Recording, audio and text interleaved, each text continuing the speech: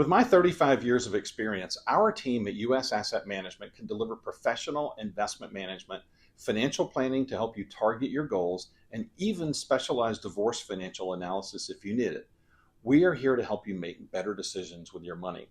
Call US Asset Management today and let's get to work in your financial future. The left is siding with illegals, attacking ICE, and fighting to let non-citizens vote. Republican Kelvin King is a graduate of the Air Force Academy, Air Force veteran, and conservative businessman. As Georgia's Secretary of State, Kelvin will put Americans first, root out corruption, clean up voter rolls, and restore confidence in our elections. The other candidates had their chance and failed.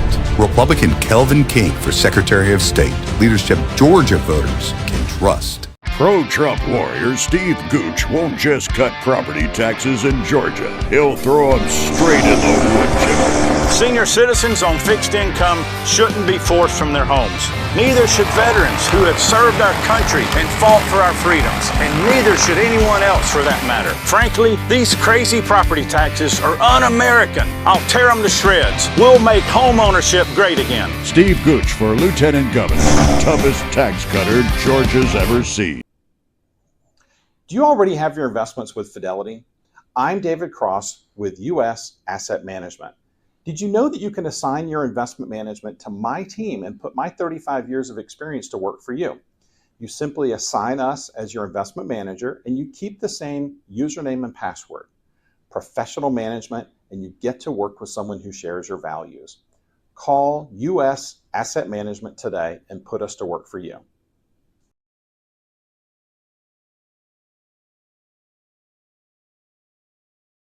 What happens in Georgia gets revealed one by one as the facts are unsealed.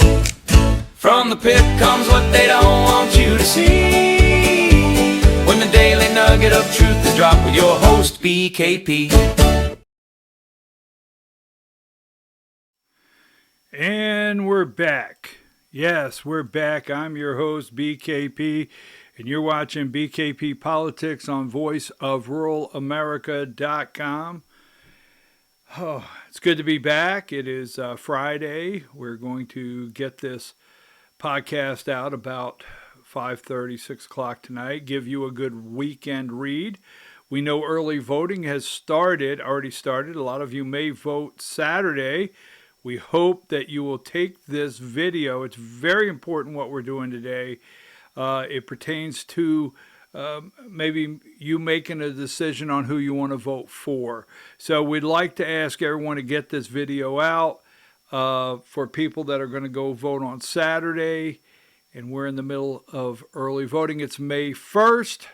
Our primary date is May 19th. Now, that being said, I told you yesterday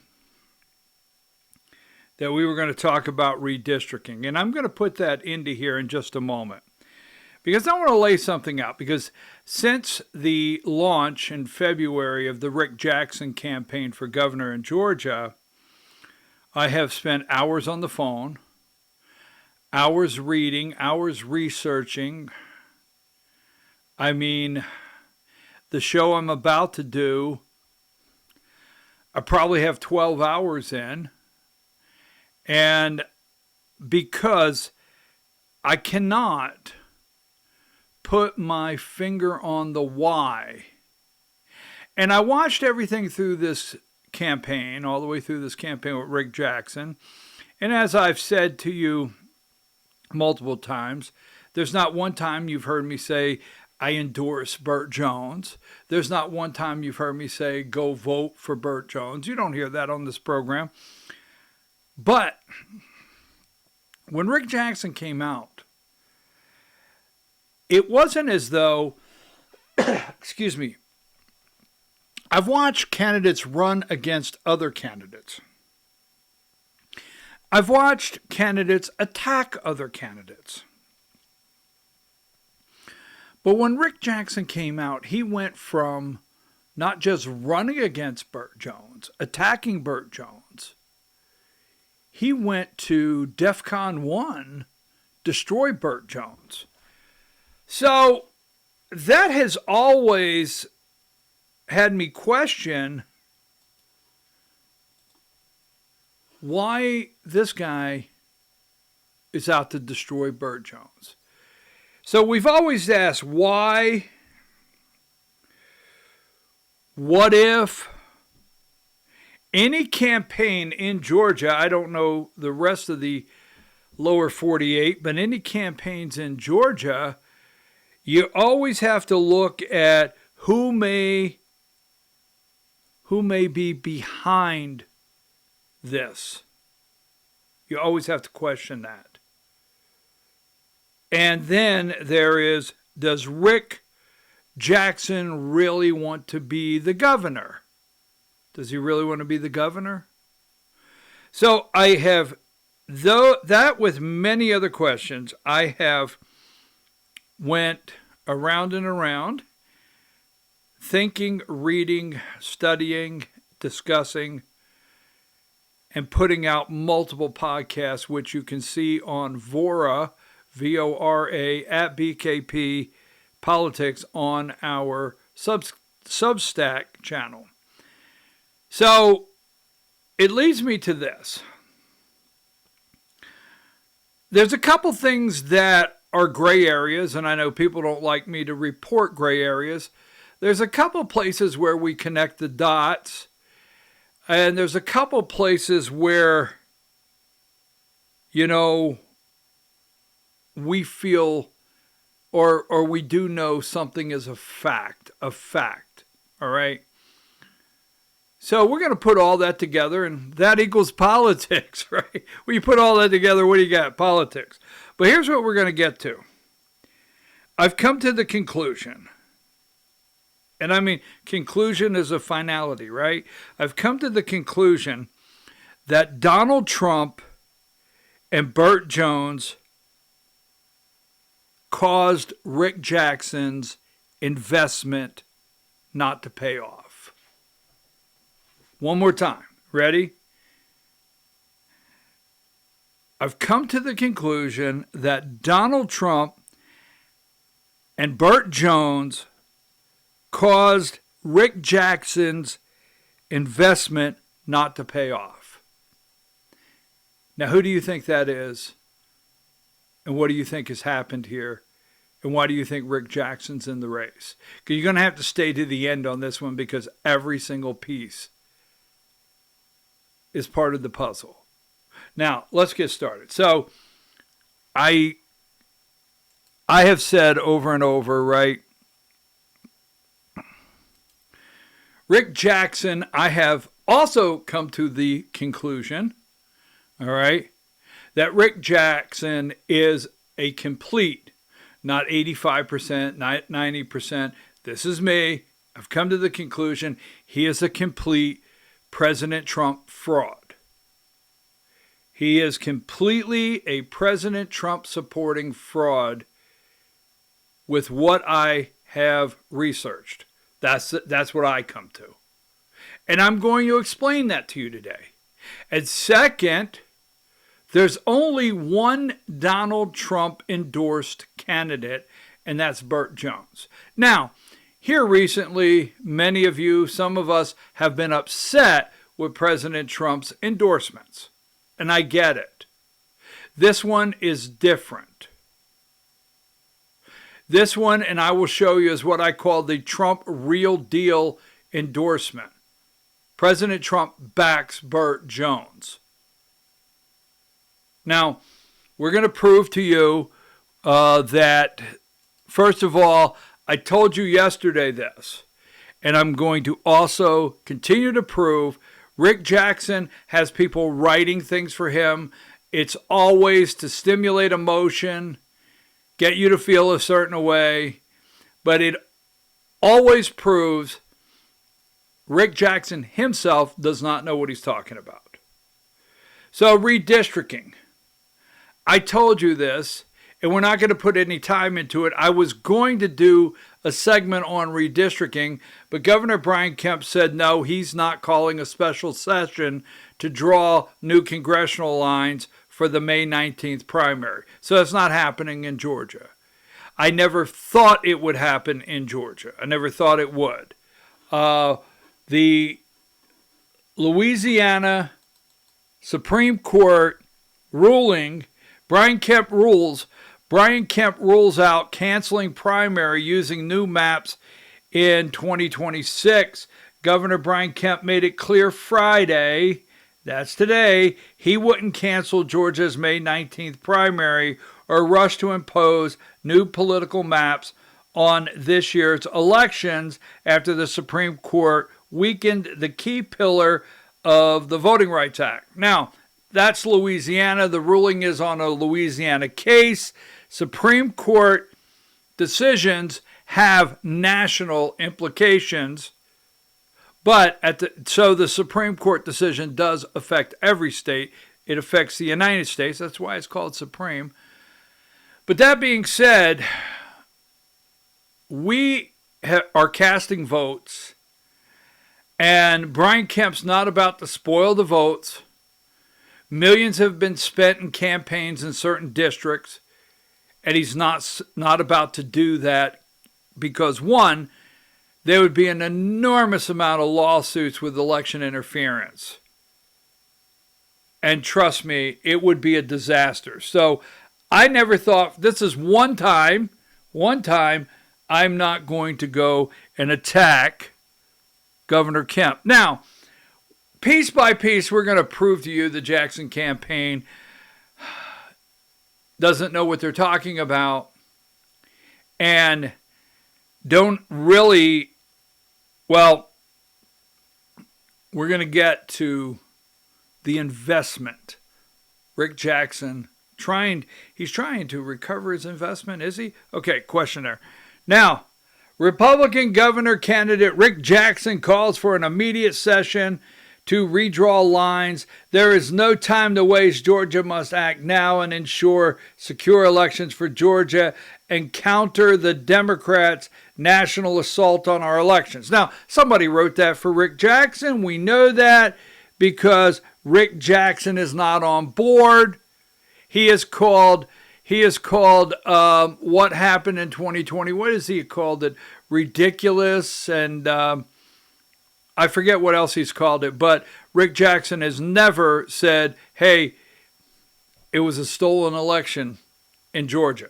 Now, moving right along, the legislature already needs a special session because Burt Jones put the future of elections at risk and failed to make our elections more secure. Rick Jackson does not know what he's talking about. This is where I'm really going to push back today. I'm very angry at this man pretending to know what he's talking about, pretending to understand election integrity, pretending to be on our side, pretending to want to be governor. All right. We're going to push back. Now, when he talks about election, all right, security, he has no idea what he's talking about. And I'm going to show you. And Burt Jones, I'm also going to prove to you today, Burt Jones put the future of elections at risk. No, he didn't. Before we go any further, please let's try to remember, Rick Jackson included, that the Lieutenant Governor's Office of Georgia has limited powers. It has limited powers. So yes, it's a big deal to be the Lieutenant Governor of Georgia. And yes, the Lieutenant Governor of Georgia can push legislation, can try to get things done. But when you have a heavy-handed governor down the hall, Brian Kemp, and Georgia has one of the, if not the most powerful governor's office in the United States, and then down the other end of the hall, you have the Georgia House of Representatives, where the Speaker of the House resides, you have limited powers in what you could do as Lieutenant Governor. So if you want to blame Burt Jones for his voting record, if you want to blame Burt Jones about other things, I'm going to show you today. I have decided not to take Burt Jones to task any longer on election integrity. It's exactly right. And I've decided to show you why, because I do know this. We have a heavy-handed governor down the hall that at no time has done anything other than SB 202, SB 189, maybe a couple things that they would consider securing elections. But the real security in our elections, the heavy-handed governor never participated in, and you have to have that.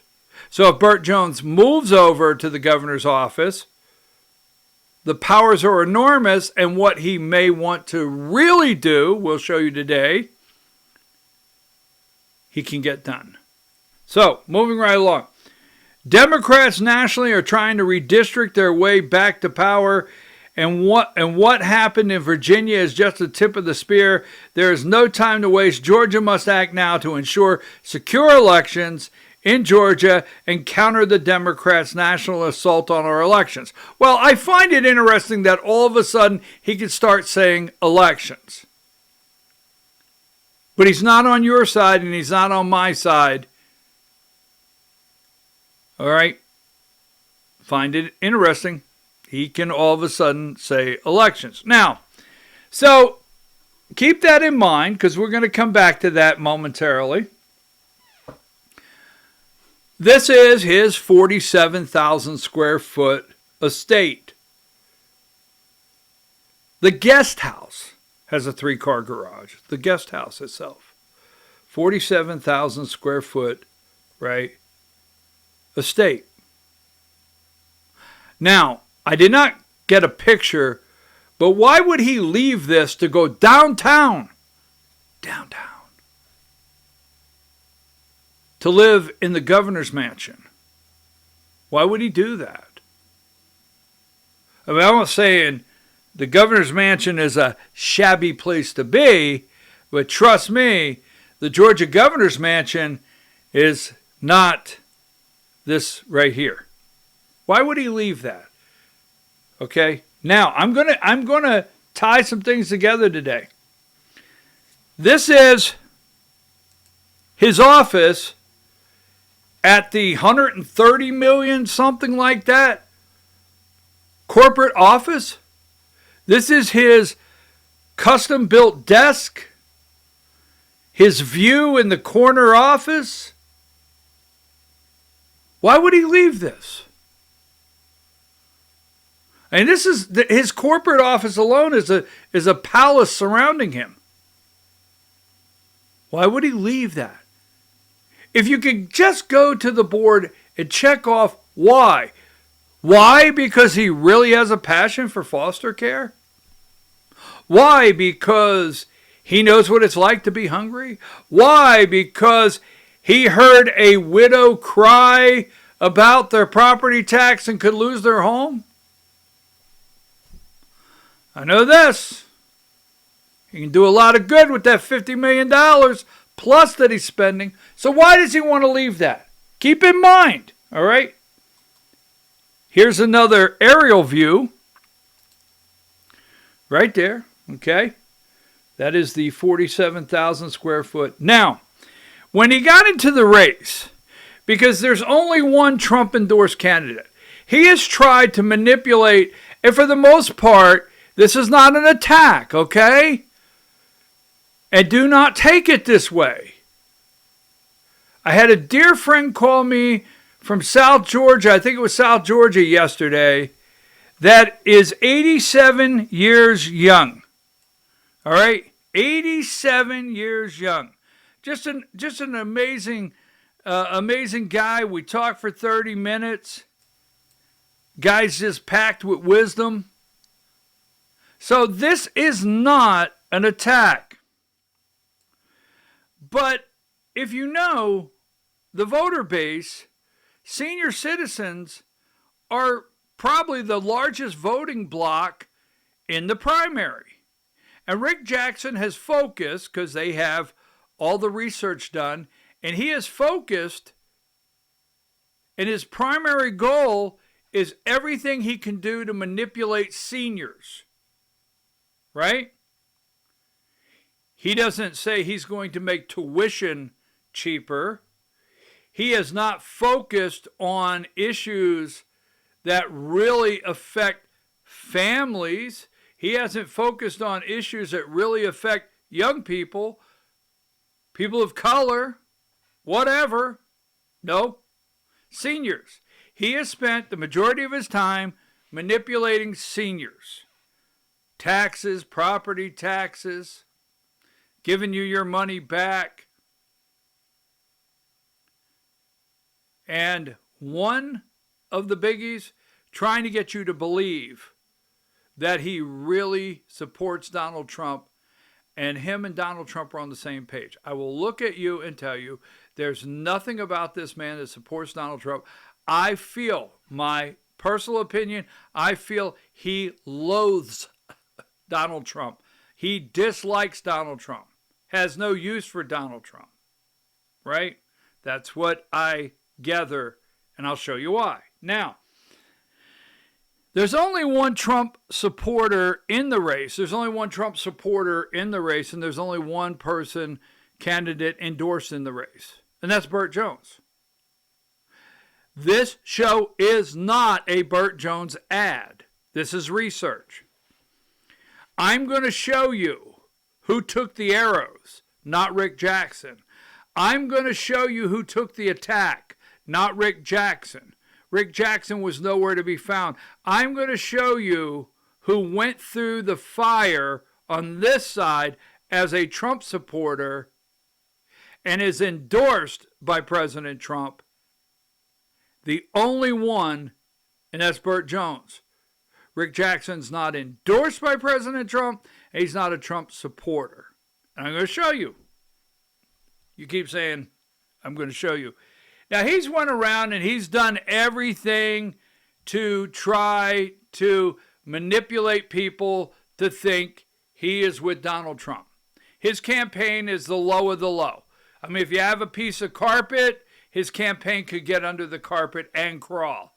They're that low. They're slimy.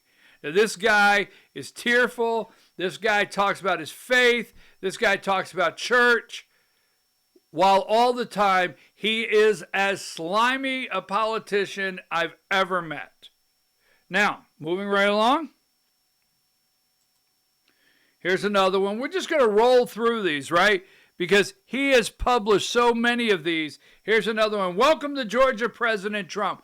President Trump came to Georgia, right? Here's another one. Billionaire outsider. Trump's a billionaire outsider. I'm a billionaire outsider. Like Trump, Jackson will fight for you. Another, right, manipulation to get you to believe that he's all in. He's on the Trump train. He got on. He got a ticket. He might have been late, which we've established that, and we'll talk about that later, right? But he knows to manipulate senior citizens in the state, much like picking up the phone at 2 o'clock and having a new cell phone plan if you'll just give your social security number. This is a basis almost what I feel Rick Jackson has done to senior citizens in this state. Now, I'm going to get a lot of pushback and yelled at, but I'm just going to go with it, okay? Because I love my senior citizen friends. I absolutely do. In fact, I may be knocking at heaven's door myself. Knocking, right? Excuse me. No laughter. Now, moving right along. There you go. He's an outsider. Everything. Manipulation. Let's keep going, because I'm going to piece this together. Now, he had to go find early on, and we brought this up. He had to go find early on Bubba, all right, and Bubba McDonald on the Public Service Commission, first to endorse Trump, first to endorse Rick. So he had to go start finding people that endorsed Trump, that did support Trump, to support him. He kept trying to build a visual, all right, a visual. Then the ultimate misleading statement. And your host here is the one that very clearly asked him the question in Banks County that went viral, that changed the narrative, started bringing his Trump false support down immediately.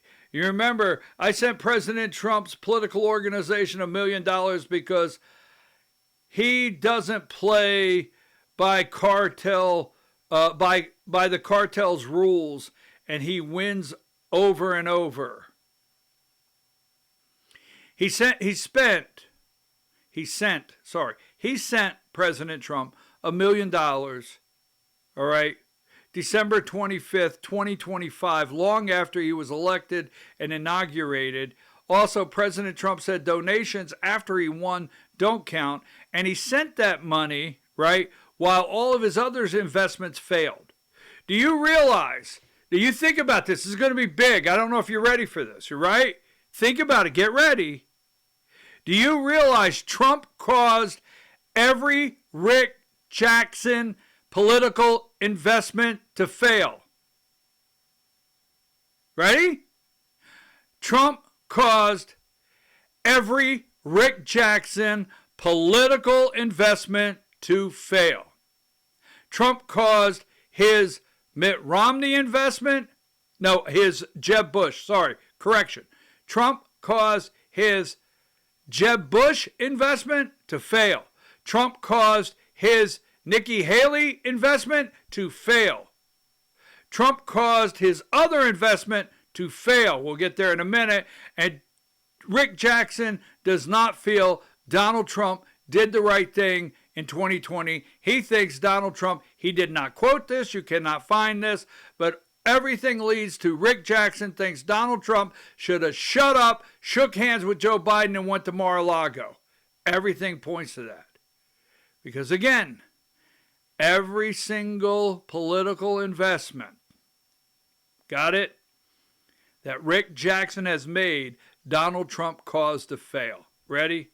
So the $1 million was a fraud because 2016, 2020, and 2024, Rick Jackson gave money to candidate Brian Kemp, candidate Brad Raffensperger, candidate Geoff Duncan, and during the 2024 election cycle in the primary, he supported Nikki Haley all the way to 2 weeks before she got out of the race. And he never found candidate Trump. He found candidate Mitt Romney. He found candidate Nikki Haley. He found candidate Geoff Duncan. He never found candidate Donald Trump. There's nothing about this man that I come to the conclusion myself after studying research that I can look at you and feel that he even likes or supports Donald J. Trump. When your investments fail, folks, they fail. I'm going to show you. All right? Now, so he knows going into the ball game, Trump's very popular.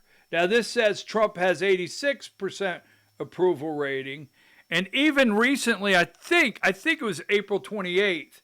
Today's May 1st. Just a couple days ago, even the AJC recognized that Georgia's 2026 races keeps coming back to Trump. Georgia candidates keep talking about jobs, taxes, and raising the cost of, and the rising cost of living. But one reality keeps intruding on every marquee race. On May 19th, President Donald Trump still dominates the conversation. All right? So Jackson knows that. And if we can prove to you there's nothing about Trump that Jackson likes, and we can prove the two things today, the true Trump supporter and the one only candidate endorsed by President Trump. Now, so let's get started into that. Officially in the state of Georgia, this is President Trump endorses Burt Jones for governor. So Burt Jones, he is the endorsed candidate by President Trump in Georgia. Now don't forget, you'll have to do this on your own. Trump, there's been some friction in Georgia with Trump. You know, Trump got on the bandwagon with Brian Kemp. They campaigned in 2016. Trump turned around, helped Brian Kemp get elected in 2018. 2020, all hell broke loose, okay? Everything broke loose. It's been a little friction. There's some people in Georgia that do not like Donald J. Trump. And I have to tell you, if they don't like Donald J. Trump, odds are they don't like Burt Jones. Now, this is in the political circle down around the Gold Dome and the governor's mansion. So Burt Jones is the only one. Let's be clear. No matter how fraudulent Rick Jackson put something out with Trump's picture, the only endorsed and supported candidate for governor from President Trump is just that, Burt Jones. That's clear now. And this was August 11, 2025. And I'm going to show you something here that's a little different about this endorsement than others, because some of you have been upset with some of Trump's endorsements. But this one is the real deal. Highly respected and very popular Lieutenant Governor Burt Jones is running to be the next governor of the great state of Georgia, a very special place to me, and that we had a big presidential election win just 8 short months ago, November 5th, 2024. As the first member of the Georgia State Assembly to endorse Donald J. Trump for president, Burt was strongly committed to my campaign in 2016, 2020, and 24. Now, those are facts, okay? Rick Jackson's nowhere to be found. Money, help, statements on the campaign trail, at any Trump rallies, nowhere. And worked tirelessly to help us win. He has been with us from the very beginning. I know his family well, and I have seen Burt tested. Burt has been tested. We'll go through this. At the moment, difficulty levels and times. He is a warrior, successful businessman, former SEC championship winning Bulldog football player. Burt has proven he has the courage and wisdom to deliver strong results for the incredible people, the wonderful state and nation. All right, now, that being said, this is an endorsement. This is not an auto pen. We're not insinuating President Trump does auto pen. This is not the Trump endorsement team going in and saying, here's the list of endorsements we'd like for you to sign off on. This is a direct Donald Trump to Burt Jones endorsement. All right? Direct. Now, the next thing we're going to cover. Rick Jackson is not with you on anything. Nothing. Now, whether you agree or disagree with paper ballots, that's fine. You don't have to. But what I want to stop today is Rick Jackson manipulating people out there to believe that he even likes, cares for Donald Trump. Remember, Donald Trump's upset the apple cart on all of his investments. We'll get to that. So here it is. I'm going to lead a movement to get rid of mail-in ballots, and also while we're at it, highly inaccurate, very expensive, and seriously controversial voting machines. Voting machines are in caps, which cost 10 times than accurate and sophisticated watermark paper, which is faster and leaves no doubt at the end of the evening. All right, so we'll leave it there. So Trump is telling you get rid of the machines, right? He says he wants a watermarked, sophisticated paper ballot, whether you agree or disagree. Rick Jackson is totally against that. He's totally against that. I've heard him firsthand in a room. He's never called 2020 corrupt. He's never basically said that it was stolen. He's never gone the distance in 2020. Here's Greg Bluestein AJC, and here is a quote from Jackson: "I am confident that there's technology that would make everyone feel comfortable their votes are counted. We've got freshmen at Georgia Tech that can solve this." So this is what he said yesterday. He's not interested in your paper ballots. He doesn't support Donald Trump. He's ready to look at the ES&S voting machines that Tim Fleming was looking at the other day I put up. He is ready to look at new voting technology. If elected, he would be the governor that puts in place the next election system in Georgia, right? He's not on your side. He doesn't support Donald Trump. Now, remember this. So let's just go with this really quickly. Investment number one. Now, I didn't pull up the Nikki Haley, but here's the one investment don't forget about. Starting out in 2016, Rick Jackson put $550,000 into Jeb Bush. The Right to Rise USA is a Jeb Bush super PAC. He put over $500,000 in there. First investment, down the tubes. Nikki Haley's investment, down the tubes. I will say this over and over today. Burt Jones and Donald Trump together, Donald Trump specifically, going back to 2016, have caused Rick Jackson every single political investment to fail. And if he fails again, he'll just do it himself. Think about it. So next, here is the doorway to the Georgia governor's mansion.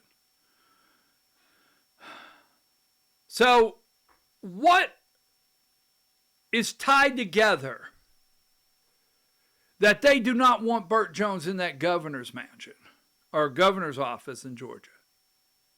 There's something that they're determined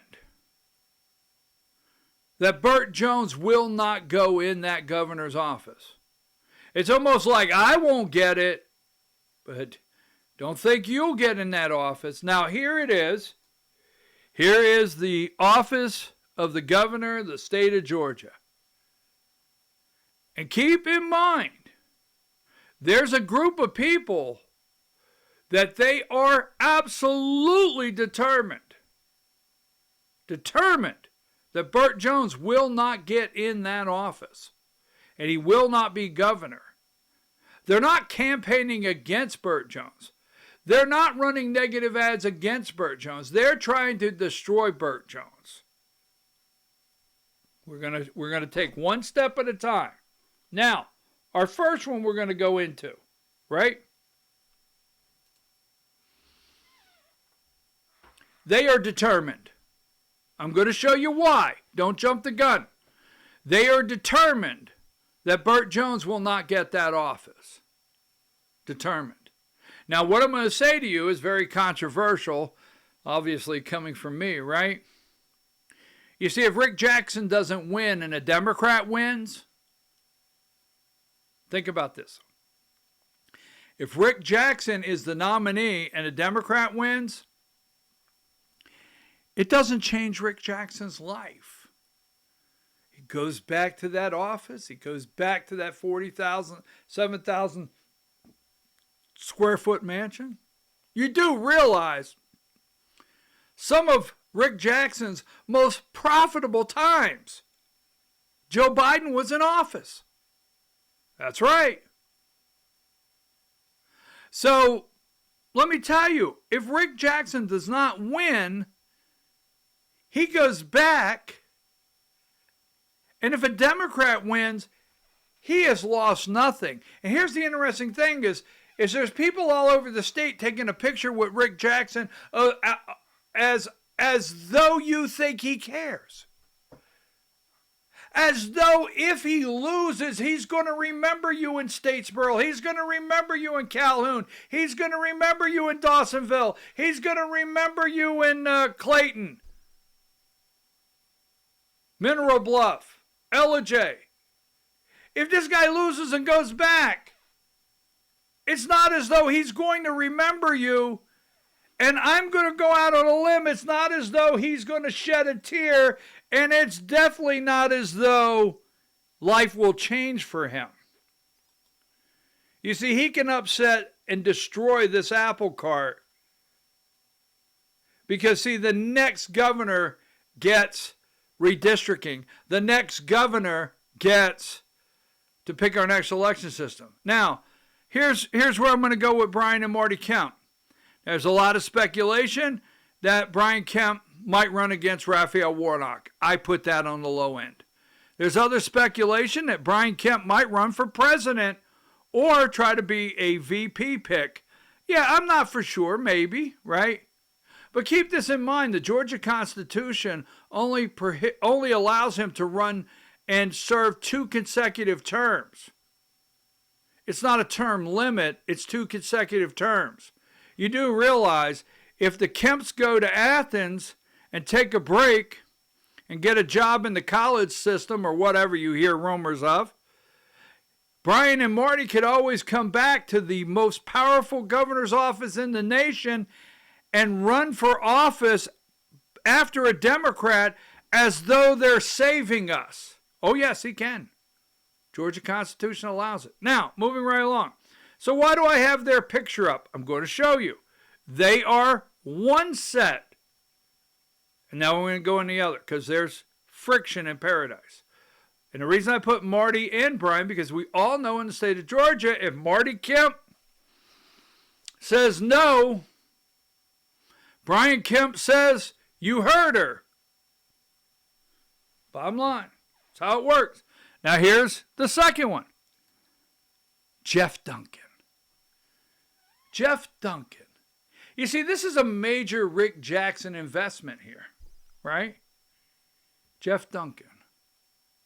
So let me show you some things. We'll go with Geoff Duncan first. Now, Geoff Duncan is running for governor as a Democrat, right? Running for governor as a Democrat. And here it is. I'm in. Georgia deserves leaders with the courage to take on Donald Trump, lower costs for families, and do what's right with your help and can win this election.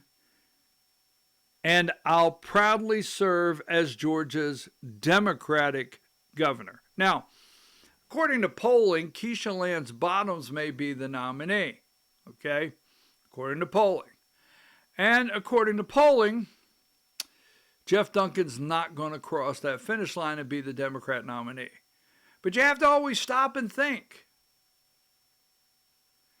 If Geoff Duncan became the nominee, he would run against if Rick Jackson becomes the nominee. That's interesting. Because I don't know when they separated. I don't know when they all of a sudden are no longer friends. Let me play this really quick Geoff Duncan clip for you, okay?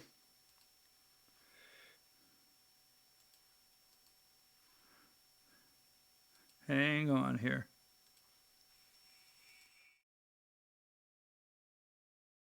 Former Lieutenant Governor Geoff Duncan has been officially kicked out of Georgia's Republican Party. Duncan was one of Trump's fiercest critics. He called the president-elect a criminal defendant without a moral compass. President Donald Trump shared his thoughts, calling Duncan a total loser and telling him good riddance. This attack from Donald Trump is a badge of honor for me.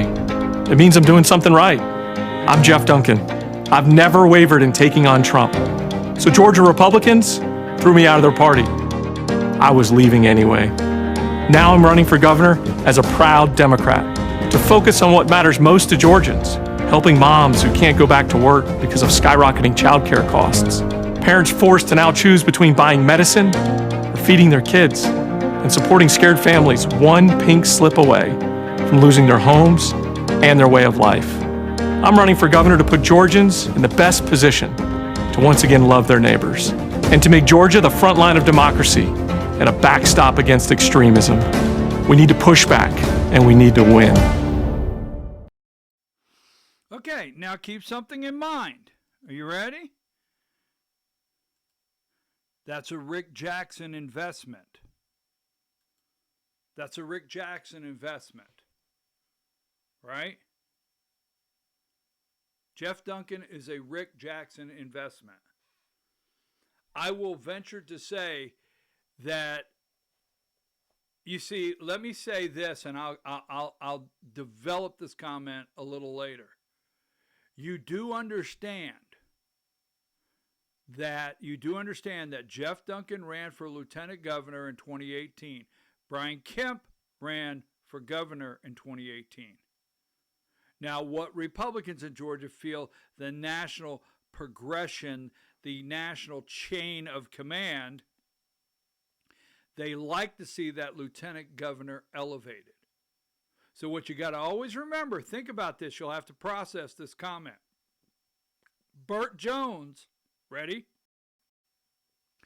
Burt Jones is serving Geoff Duncan's second term. And Geoff Duncan is supposed to be right now, according to Jackson's investment in him, is supposed to be the front runner, not third in single digits as a Democrat. He is supposed to be a Mitt Romney, Jeb Bush, Nikki Haley. He is supposed to be Rick Jackson's investment, and he's supposed to be the front runner for governor of Georgia right now, according to the investment plan. Pay attention to that. Burt Jones is running that second term. And Burt Jones is making the move from lieutenant governor to trying to go to governor. And that goes against Rick Jackson's investment. And it's very much a possibility that Rick Jackson said, if Duncan can't have the office, you can't have it. Yes. Could this billionaire throw $50 million away on an election just for spite and pretend like he cares about you at his next bus stop? Oh, absolutely. Now, so let's go on. I'm going to break this down. So I'm going to go with the investment, and I'm going to show you some things. Now, they have groomed Geoff Duncan. This was going to be their governor. Yes. And here we go. We can't talk about Rick Jackson without his wife, Melody Moore Jackson, a Georgia Tech professor. No coincidence here. Geoff Duncan graduated from Georgia Tech, right? And then we have Melanie Duncan. We have this money here to Geoff Duncan, right? In 2017, she gave $3,900. In 2014, let's go there first. In 2014, he was a state representative, all right? And that's where they started grooming him. When I say they, I'll stick with Rick Jackson, but Melanie sent him the money, the $2,500 in 2014. They started grooming Geoff. He's right there. He's local. Alpharetta. Can be controlled quite easy. This is our guy. He has that presidential look. He has a JFK look. Yes, you might get upset, but there's people say when he walks in a room, he can look like a movie star. So the Rick Jackson, this is his investment. Now, do I think he just wanted to be governor? No. I think Rick Jackson wanted more. He wanted the power. He wants power. And he gets angry if you look at him when you see him. He gets angry really quick. So they were starting to groom him. Now, they were okay with Brian Kemp for 8 years. And then it was Rick Jackson's turn. But they started grooming him in 2014. In 2017, this is the lieutenant governor's race. He has got $3,900 from Melanie. And then another one Another one during the lieutenant governor's race, Geoff Duncan got $6,600. And this is from Open Secrets.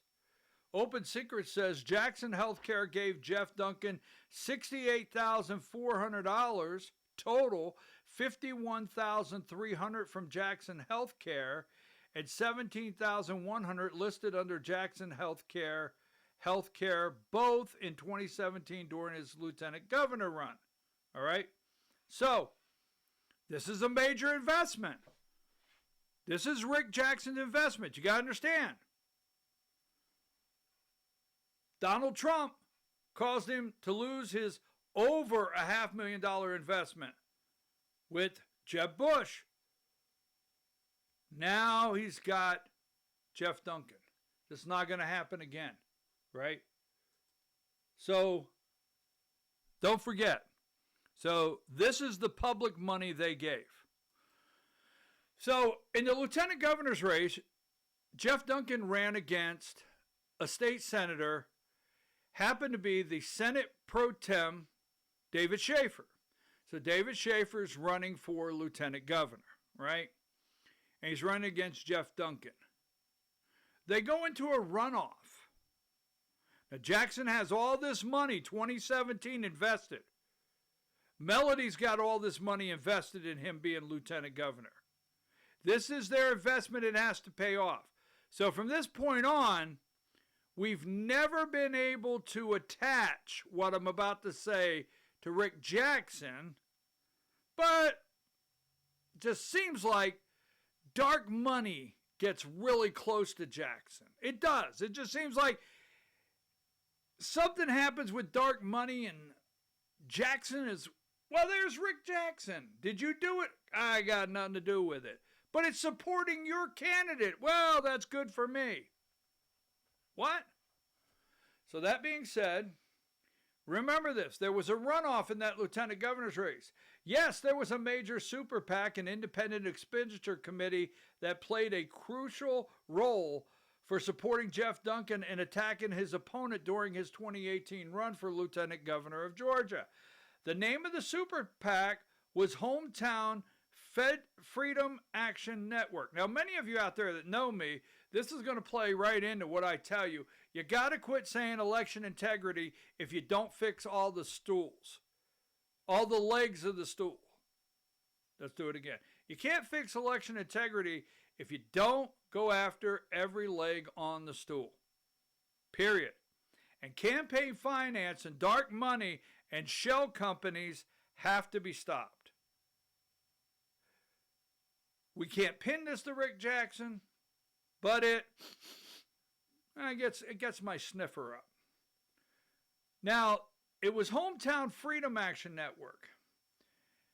How it influenced the 2018 race during the 2018 Republican primary, the runoff. Geoff Duncan, a former representative, was running against David Schaefer. Schaefer heavily outfunded Duncan through his official campaign, but outside spending from independent committees dramatically changed the race. The Washington, D.C. based Hometown Freedom Action Network spent approximately $3 million on television ads and campaign mailers supporting Duncan and attacking Schaefer. Because it was independent expenditure only committee, it did not have to coordinate with Duncan's official campaign. Now, let's go a little further. The dark money. The dark money controversy, the Hometown Freedom Action Network received almost all of the funding from another political action called Citizens for Working America. So it went to this 501c, and then the 501c went and sent it to Hometown Freedom Action Network. Now you can't trace anything because Citizens for Working America, right?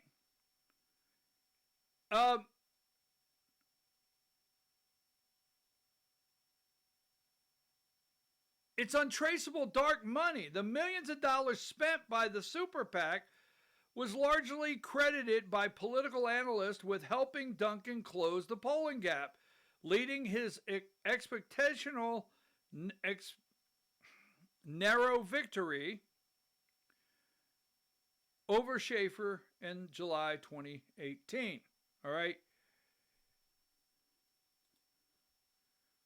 The true identities of these original donors who funded Hometown Freedom Action Network during the 2018 Georgia Lieutenant Governor's race were never fully disclosed. Dark money. The dark money funnel, while Hometown Freedom Network was a registered super PAC required to report where the money came from, the campaign finance disclosures showed that nearly all of its funding, approximately $3 million, came from Citizens for the Working America. And guess what? Citizens for Working America. Citizens for Working America is organized as a 501c4 nonprofit organization. All right. And yes, what was that? Yes, it was a Delaware corporation. Citizens for Working America, Inc. was indeed organized as a corporate entity in the state of Delaware. So let me quickly remind you, we also have that little thing called Georgians for Integrity. The 501c here that spent 14 or 19 million attacking Burt Jones. So this reeks of, but was never proven and completely tied to. What's that completely tied to? It was never proven. We'll stay there. Okay. It was untied to Rick Jackson, but Rick and Melanie had a major investment in Geoff Duncan. And then the $3 million shows up and he wins the lieutenant governor's race. Now, let's go for their investment. So this is their investment. The last 6 months have deeply affected my family. Lieutenant Governor Geoff Duncan says he will not seek a second term. So in 2020, you got to remember, no matter if they ever admit it or have to go to court and admit it, Geoff Duncan will never tell you where the $3 million came from, and he knows. Rick Jackson will never tell you where the $3 million come from, and he may be aware. We're not for sure. There you go. But this is their investment. Now, you don't invest in kind of money that Rick Jackson has and Geoff Duncan, because, see, this guy's supposed to run another term. And Donald Trump, probably in the back of Rick Jackson's mind, Donald Trump should have just went to Mar-a-Lago and shut up. But he didn't, right?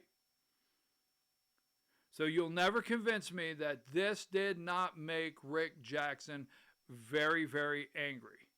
Because Geoff Duncan stood against Donald Trump. Now, that being said, we'll go over a couple things here. President Trump started going after Geoff Duncan. Right after the 2020 election, as Georgia state officials pushed back against claims of election fraud, Trump targeted Duncan directly on Twitter. December 7th, 2020, the puppet tweet. Has anyone informed the so-called says he has no power to do anything, Governor Brian Kemp and his puppet lieutenant governor, Geoff Duncan, that they could easily solve this mess and win? Signature verification and call a special session. Now, so he calls Geoff Duncan a puppet and he attacks Brian Kemp. If you think that's gone, no way. On this day when he attacks Brian Kemp, okay, and the puppet, that is the day that Brian and Marty Kemp decide, my opinion, I got to keep saying, you know what? Well, we'll see what happens in the future. So Here's the other one. December 8, 2020, the dumb or corrupt tweet. Georgia Lieutenant Governor Geoff Duncan is a rhino never-Trumper who got himself elected as LG by falsely claiming to be pro-Trump. Trying to think if there's anybody else I know like that. Never-Trumper, trying to get himself elected, falsely claiming to be pro-Trump. Oh, that'd be Rick Jackson. Too dumb or corrupt to recognize massive evidence of fraud in Georgia. It should be replaced. Now, he's calling for his replacement. We need every great Georgian to call him out. So, he puts him on the hot seat. Now, what you got to keep in mind, up in Alpharetta is the guy pulling the strings. Up in Alpharetta is the guy that's listening to Donald Trump attack his investment. That's right. Rick's got a lot of money in this guy. Now, I would love, and I'm going to put this out there, I would really love for Rick Jackson to tell us, or Geoff Duncan, when their communication ended, or did they discuss things all the way through. Rick Jackson should answer us on whether he discussed any of this with Geoff Duncan. What I'm about to show you, okay? We'll put one more in the box. This is August 14, 2023. The Nasty Disaster Post. I am reading reports that failed former Lieutenant Governor Geoff Duncan. Hold on just a minute, folks. I want to. Failed former Lieutenant Governor Geoff Duncan will be testifying before the Fulton County Grand Jury. He shouldn't. I barely know him. I barely know him, but he was right from the beginning of the witch hunt, a nasty disaster for those looking into election fraud that took place in Georgia. He refused having a special session to find out what went on because became very unpopular. Sorry about that. Became very unpopular with Republicans. I refused to endorse him and fought the truth all the way. So Trump won't endorse him. Needs to be replaced. Remember, this is Rick Jackson's investment, right? So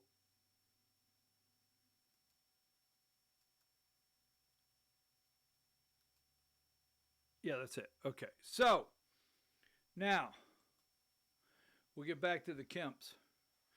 That happened on January 12, 2021, right after the start of the new legislative session. Geoff Duncan announced the new committee assignments that day and stripped Burt Jones of his chairmanship of the Insurance and Labor Committee. Now, so when they started the 2021 session, Geoff Duncan stripped Burt Jones of everything. Stripped him of everything. Basically gave him an office and a closet.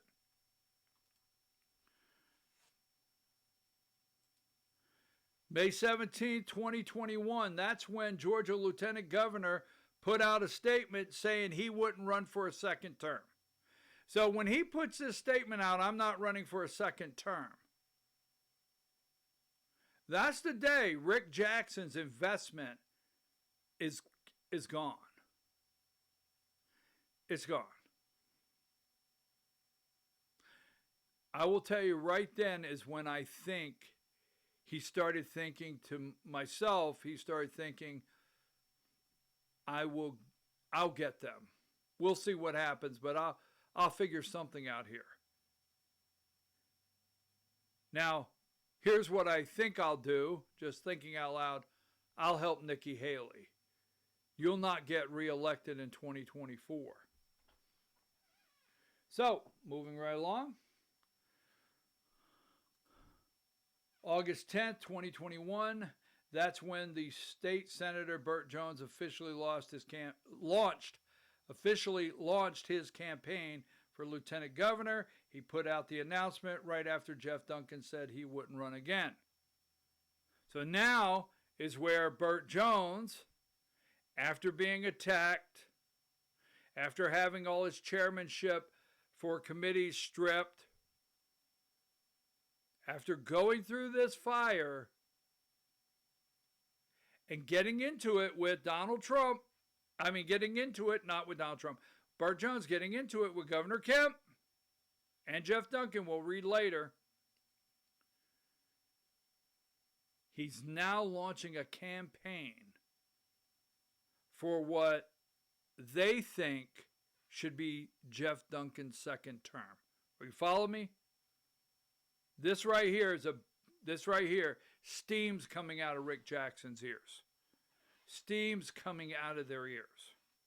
Now, if you really want to make them mad,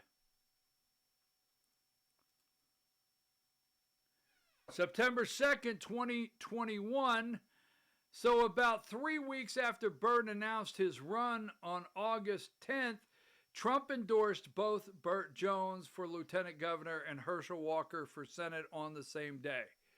So now he's got Donald Trump's endorsement. He's running for what I feel is Geoff Duncan's second term, right? He's running for what I think is Geoff Duncan, they think is supposed to be his second term. And Geoff Duncan goes on to endorse Kamala Harris, goes on to speak at the DNC.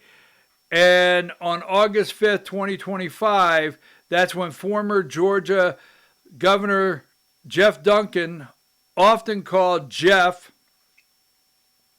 in some reports, published an op-ed in the Atlanta Journal-Constitution announcing he was leaving the Republican Party and becoming a Democrat.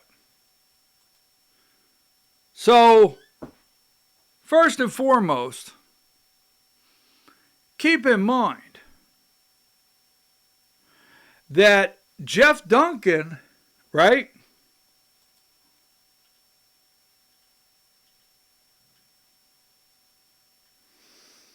hold on just a second. Let me get this right here. Rick Jackson.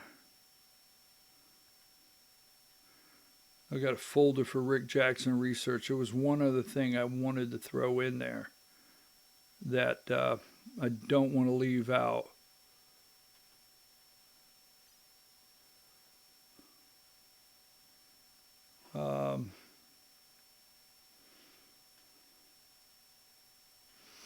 Well, I don't have it right now, but keep in mind when in 2017, and I'll show you this next week, keep in mind in 2017, Geoff Duncan was at the ribbon cutting at Jackson with Rick Jackson and Shane Jackson. In Alpharetta, he's lieutenant governor. Keep this in mind. At this time, he's lieutenant governor. It wasn't 2017. Was it 2017 or 2019? I don't know if he's lieutenant governor, so let's scrap that from the article. We won't put that in the article. But what we will do is say, don't forget, Geoff Duncan was with Shane Jackson and Rick Jackson when they cut the ribbon on the $100 million addition to their fancy offices. And at the same time, don't forget, in 2020 and 2021, right, 19 and 20, why do you think Rick Jackson's so upset? Is because his lieutenant governor and his governor are shoveling more money than he knows what to do with out the door in a no bid contract to Jackson Healthcare in the area of $1 billion. Geoff Duncan is lieutenant governor. So don't forget, Geoff Duncan is supposed to be the front runner, right? He's supposed to be the front runner in the Republican Party coming out of his second term. Brian Kemp has 2 great terms. Geoff Duncan's supposed to have a second one. Donald Trump takes him down. Burt Jones fills the gap. And once again, the investment has been foiled. Now, Duncan's running as a Democrat. Jackson is running as a Republican. So that's one piece of the puzzle that I'm determined that they say, even if I don't become governor, you will never sit in the chair in the governor's office. I'll make sure of it. So here's the second part before we close. All right? Now, in the second part here, remember, Donald Trump now, 2020, he's attacked, right? He's attacked Brian Kemp. Might as well be an attack. Might as well be an attack on Marty Kemp. And there's always the, well, you heard the lady. So I asked Grok, and then I went to find an article. Because I started out to tell you today, Burt's been on board with election integrity. I heard someone on a video that that Rick Jackson clipped out that said, Burt Jones has totally let us down. An individual that said it, I know this person doing election integrity work. Burt Jones has totally let us down, all right? So through the fire, I've decided he is not. And I'll tell you why. I'm going to show you. Because as I started, I told you, we have a heavy-handed governor, a very heavy-handed governor. And that heavy-handed governor, the limited powers of the lieutenant governor, and then the powers of the Georgia Speaker of the House, there's only X you can do. So I have heard. So I got Rick Jackson over here determined Burt Jones will never be the governor. Then I have heard that Marty Kemp and Brian Kemp have decided, because they feel they have that power, that Burt Jones won't be governor. Now, I'd love to know if this is true. I really would love to know if this is true. But there's sources out there saying that Brian Kemp knew a year ago that Rick Jackson would run for governor. I can't put that to print right now saying, yes, it happened. But that is out there. Now, forget that for a minute. So I said, hey, you know what? Is Rick Jackson, is Marty Kemp, I hear Marty Kemp said Burt Jones will not. Because I'm going to have to tell you right now, Marty Kemp does not like Donald Trump. And Brian Kemp says, you heard the lady. And Rick Jackson, after what happened to Geoff Duncan, he invested in who? He invested right in Nikki Haley, right up to 2 weeks before the election. Rick Jackson invested in Nikki Haley. It's not a coincidence that Brian Kemp was very friendly with Nikki Haley. It's not a coincidence that Marty Kemp was very friendly with Nikki Haley. It's not a coincidence that Marty Kemp said she hadn't decided who to vote for. She may write her husband's name in. You can find it out there. Marty Kemp said during that election cycle that Trump had not earned her vote. Right? So you got Rick Jackson over here investing in Nikki Haley. And once again, the investment falls through. Once again, what I think Brian Kemp and Marty Kemp wanted fell through. And Donald Trump is the nominee. And they're determined Burt Jones won't be the governor. Now, so I asked and I said, is there really any friction out there between Burt Jones and Governor Kemp? Yeah, there was some real friction right after the 2020 election. Back then, Burt Jones, who was still a state senator, sent text blasting Republican leaders, including Brian Kemp, for not doing enough to help Trump fight the results. He was frustrated they weren't moving aggressively about challenging the outcome. The text surfaced in 2024 during an investigation showing clear tension between Jones and Kemp at the time. Now, this is where I'm going to tell you, Burt Jones did not leave you in election integrity. It's just, so I said, what did these text messages look like? The only specific messages that have been quoted are from the day after 2020 election. Jones texted David Schaefer, who was then the GOP chairman, "What in the hell is Secretary of State doing?" referring to Secretary of State Brad Raffensperger. He called the election a theft. Not Rick Jackson, Burt Jones. He said it was draining. He said it was drifting. Sorry, one more time. He said he was drafting, apologize for that, a letter blasting our Republican leadership for being quiet about it. This is in the New York Times. So I went to the New York Times. And in the New York Times, on, September 19th, 2024, right? September 19th, 2024.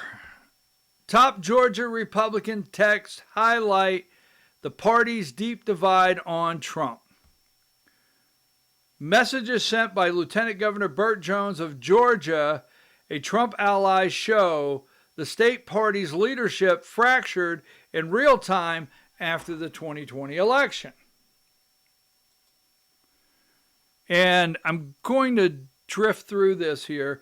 Lieutenant Governor Burt Jones of Georgia, one of the state's most powerful pro-Trump politicians, privately shared cutting criticisms of fellow Republicans in weeks after the 2020 election, as he sought to help the former president overturn the loss from Joseph R. Biden. Now, keep in mind, Rick Jackson probably feels Trump needs to just go home. According to the text messages obtained by the New York Times, the texts were originally obtained by the special prosecutor who investigated whether Jones should be charged with crimes related to election interference and were released under a public records request after the prosecutor decided against bringing charges last week. Keep in mind, Burt Jones didn't get away with anything. There's the people that think Burt Jones got away with it and Donald Trump and the other alternate electors had to go through the Fani Willis circus. That's not true. What Burt Jones's attorney was able to prove is Fani Willis held a fundraiser for Burt Jones' opponent. And that was a conflict. So they were able to go to court and say, this lady can't prosecute me. If you want to try to find somebody else, but you can't have Fani Willis, she held a fundraiser for my opponent. Burt Jones didn't get away with anything. But he was fortunate that Fani Willis did that, and she was not able to take Burt Jones's case, and no one else picked it up. The text were originally obtained by the special prosecutor. The messages underscored the intra-party hostility that was badly fractured Georgia's Republican leadership, which split over whether to support former President Donald J. Trump's baseless claims, as New York Times, of election fraud or remain divided heading into the November election. Okay, so the surface text traffic could also affect Mr. Jones' ability to build a coalition within the party if he decides to run for governor in 2026. See that? If he decides to run for governor in 2026. A number of exchanges were with David Schaefer, who at the time was the head of the Georgia Republican Party. The day after the election, Mr. Jones texts Mr. Schaefer, leveling criticism at Brad Raffensperger and the Republican Secretary of State, who was overseeing the counting of the votes. What the hell is the Secretary of State doing, Mr. Jones wrote. That same day, Mr. Jones referred to the election as a theft and texted that he was drafting a letter blasting the Republican leadership for being quiet about it. Now, this is Brian Kemp he's talking about, the leadership, all right? On November 7th, Mr. Jones exchanged texts with Josh McCoon, a former Republican state senator, who would later go on to head the state party.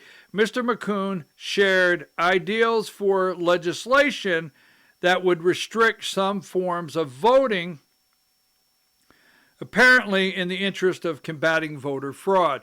So he reached out and he said, hey, what kind of legislation could we put forward? So he was looking for things from day one. Day one, he was looking for what do we do about this and what do we put forward? I like it, Mr. Jones responded. He added a note of exasperation over Governor Brian Kemp, who was refusing entries from some Republicans to call for a special session of the legislature in the effort to overturn Mr. Trump's election loss. Remember, New York Times. Kemp will not call a special session. That guy, Mr. Jones, wrote. Now, you got to understand, there's no way in God's green earth that Brian Kemp or Marty Kemp are going to be okay with Burt Jones having the governor's office. It's not going to happen. There's no way in God's green earth that Rick Jackson, that they do not care if the next governor is a Democrat. They don't. They really don't.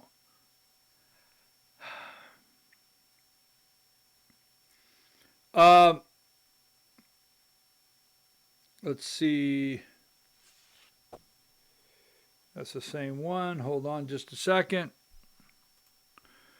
Mr. Jones also lamented that Mr. Kemp and the state's two Republican U.S. senators at the time, Kelly Loeffler and David Perdue, were not doing more to help Mr. Trump's cause. They have left Trump out to die on the field, he wrote, adding that the three had abandoned Mr. Trump. Now, you keep in mind, you don't have to like Burt Jones's policies, maybe his votes. You may find things that you think you totally disagree with. But what you cannot do is say his support for President Trump, it never wavered. He stood up in the time when the biggest heat and challenges were coming. Now he's paying for it right now. 2 days later, the two Republican senators would openly call for Mr. Raffensperger to resign over unfounded claims that the election process had been riddled with flaws. New York Times, once again, a move they never accept that the election was fraudulent. A move that showed the senators were ready to expend significantly political capital to help Mr. Trump.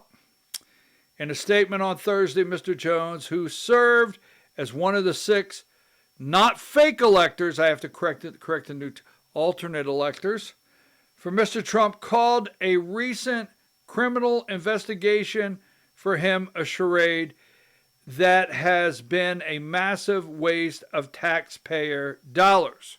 All right? His comments about other Republicans, he said, were made in a heated time. We are now all back on the same page working to win an election. Well, you got to say that. Now, think about this, because this is where Geoff Duncan comes in. Rick Jackson. Rick Jackson hates Burt Jones. Rick Jackson does not like Donald Trump. Rick Jackson is a never-Trumper. Okay? His comments about other Republicans said we're in a heated time, right? But he did not retract some of his most derogatory comments, which he had reserved for Geoff Duncan, a Republican former lieutenant governor. Just after the November 2020 election, Mr. Duncan made numerous TV appearances asserting accurately that there was no credible evidence of widespread voter fraud in Georgia. Now, you notice the New York Times uses words like the election was accurate, Jeff was doing the right thing. That is wrong. We know today by the evidence that is wrong. Now, New York Times. But he would not retract that. Jones didn't back down. Okay? Those appearances infuriated many pro-Trump Republicans, including Mr. Jones, unleashed on the President of the United States on him. Unleashed the President of the United States on him. Mr. Jones text to a Trump campaign official named Billy Kirkland. So when Geoff Duncan is on TV bashing you and I, and you and I don't know it, Burt Jones stood up for us. And Burt Jones said, hey, he sent Billy Kirkland, and I know Mr. Kirkland, he sent Billy Kirkland on December 1st, 2020, a message. It said, unleash the President of the United States on him. He was a Trump campaign official in Georgia. Unleash the President on his ass. Excuse me, those are my words. Oh, his ass. There it is. Burt Jones went on to say, his ass needs to be brought down a notch or 4 spots. He has let the LT spot go to his head. I wonder if that quote, I wonder between Brian Kemp, Marty Kemp, Rick Jackson, wonder which pushback, I wonder where Burt Jones stood up for Donald Trump, stood up for you and I in the 2020 election. Rick Jackson's nowhere to be found. I wonder exactly where. Because I do think, well, I'll tell you in a minute, right? In another text thread, Bernard B. Kirk, the pro-Trump former New York police commissioner, I think Bernie is dead, is he? I don't want to make that statement if he's not, told Mr. Jones that Mr. Duncan was a traitor to the party and the country. Jones responded, yes, sir, no doubt, said Mr. Jones in an email to Mr. Kirk, reiterating his view that Mr. Duncan is a traitorous snake. All right? Now, I have come to the determination. Well, we'll get to that in a minute. In his statement on Thursday, Mr. Jones said, I stand by my comments about Geoff Duncan, and then repeated a vulgar personal insult he had directed at Mr. Duncan in the text, and also alluded to Mr. Duncan having endorsed Vice President Kamala Harris in the current presidential race. We're glad he's found a home with the Democrats, Mr. Jones said. In an interview Thursday, Mr. Duncan said that he was still a Republican. Oh, wow. He hadn't, maybe he has not, at this time he hadn't had the talk with Rick Jackson. Mr. Jones' comment were not surprising. He said, based on the fact that Burt Jones was Trump's chief cheerleader in trying to absurd democracy here in Georgia. In another text in December 2020, Mr. Jones appeared to call for Mr. Trump to declare a national emergency and suspend the transition of power. But Scott Paradise, a Jones advisor, said the text was forwarded from someone else. So that was not, Jones did send that text to the president, but it came from someone else and he forwarded it on. So, now,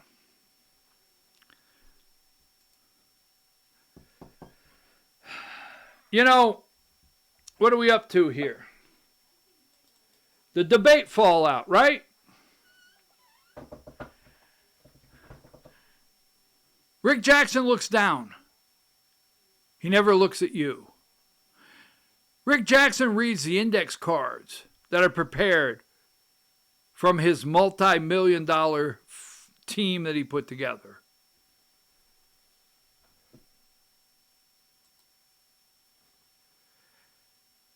Rick Jackson pretends he supports you in every way whatsoever.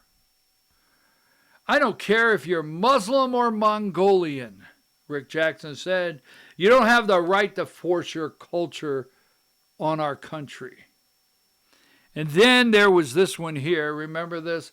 Another Georgian's life has been taken by a criminal who never should have been in this country or state. My prayers are with Mr. Reynolds' family and loved ones. This is exactly why I'm going to work with President Trump and ICE to make Georgia the #1 state for criminal deportations. This can't keep happening. You see, he agrees with this unless the individual, unless it comes to enforcing filling out all the I-9s, unless it comes to figuring out who's on his property, unless it comes down to someone painting his mulch, an illegal painting his mulch at his 47,000 square foot home, Georgia GOP gubernatorial contender Rick Jackson employed illegal immigrants at his mansion, court documents show, right? That's what it is, right? Court documents show. And before we go here, and he's always surrounded by his team. They don't let anyone get too close. They scan, it's a complete produced production that he has, that people go out. I think, I've said it earlier, I don't want you upset with me. I actually think, you know, he's taking advantage of our great senior citizens in the state of Georgia. He really is. He's taking advantage of them. And I know you might think, well, wait a minute, who are you to decide if I'm being taken advantage of? Look, I'm just going to tell you, folks. One, you're his customer base because you're the #1 hospital bill in the state. So you're his customer base, whether you know that or not. 2, you're the voting block. 3, he wants to try to manipulate you, okay, into, he wants to try to manipulate you into believing he supports Trump. And let me throw a little side note in here. The majority of the people, this is a side note, but I want you to think about it because it really parallels. All right? Because the First Liberty building and loan situation was a Ponzi scheme. And the the family and the people involved, they preyed on senior citizens.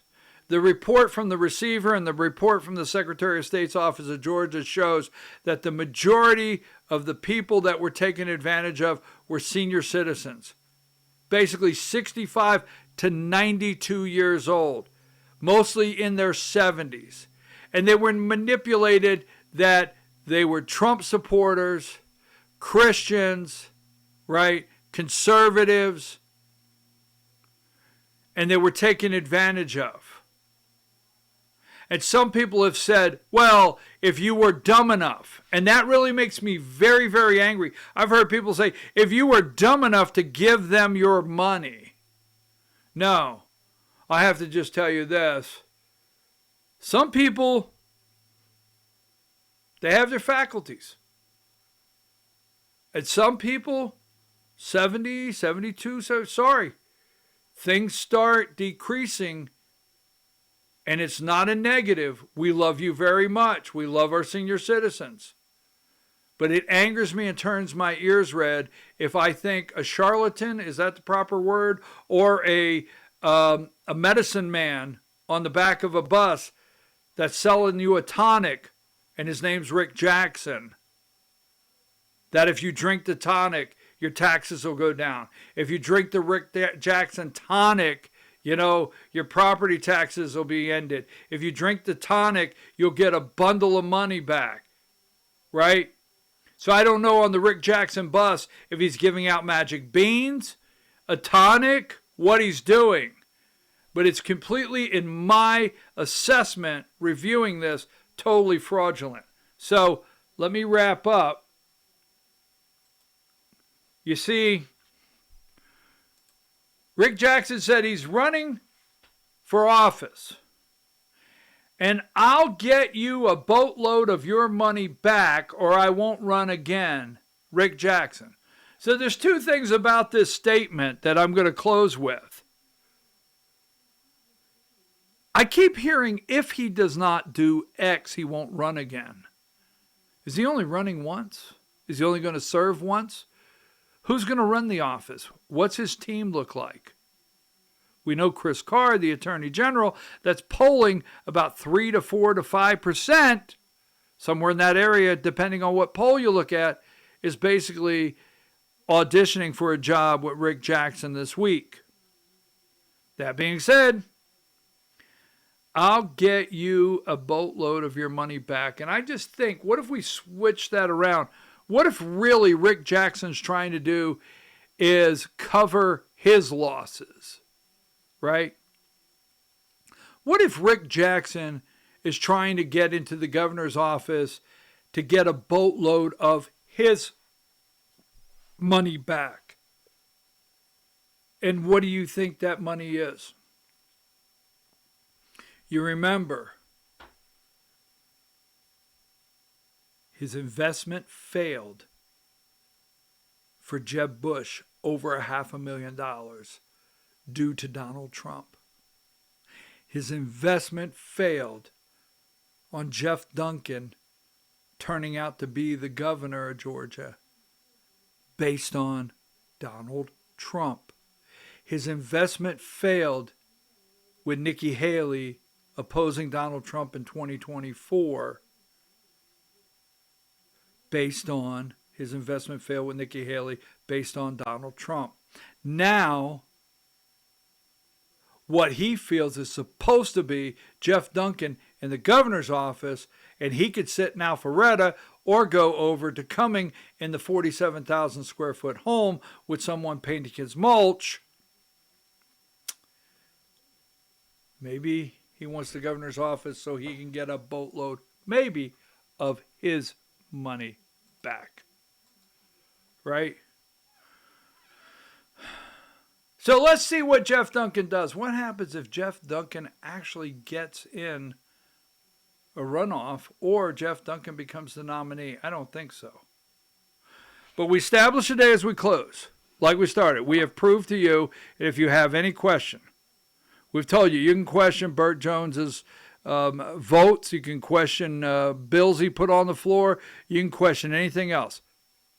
But he is the only endorsed candidate by Donald J. Trump. And he's the only one in the race that actually supports Donald J. Trump. And I'll look you in the eye, and I'm comfortable that he didn't leave us on election integrity. So when you say he didn't get this bill passed, or he didn't get this done, he didn't get that done, let's not forget in Georgia, be honest with yourself. Look inside, do a gut check. A heavy-handed governor is down the hall. Are you going to leave that office to a Democrat? Or are you going to continue to let people much like Brian, Marty, especially Rick Jackson decide that Burt Jones never sit in the chair? What's best for you and I? When's someone going to care? Right?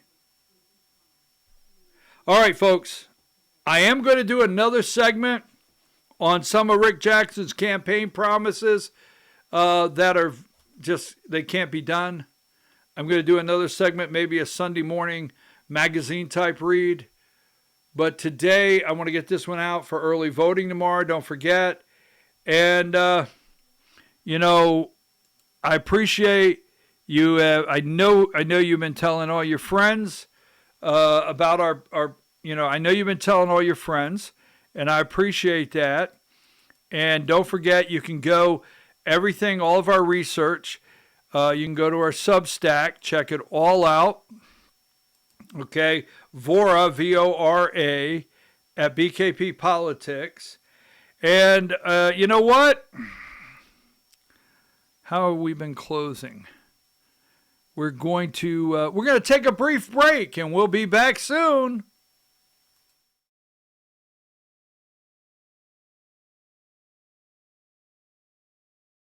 With my 35 years of experience, our team at U.S. Asset Management can deliver professional investment management, financial planning to help you target your goals, and even specialized divorce financial analysis if you need it.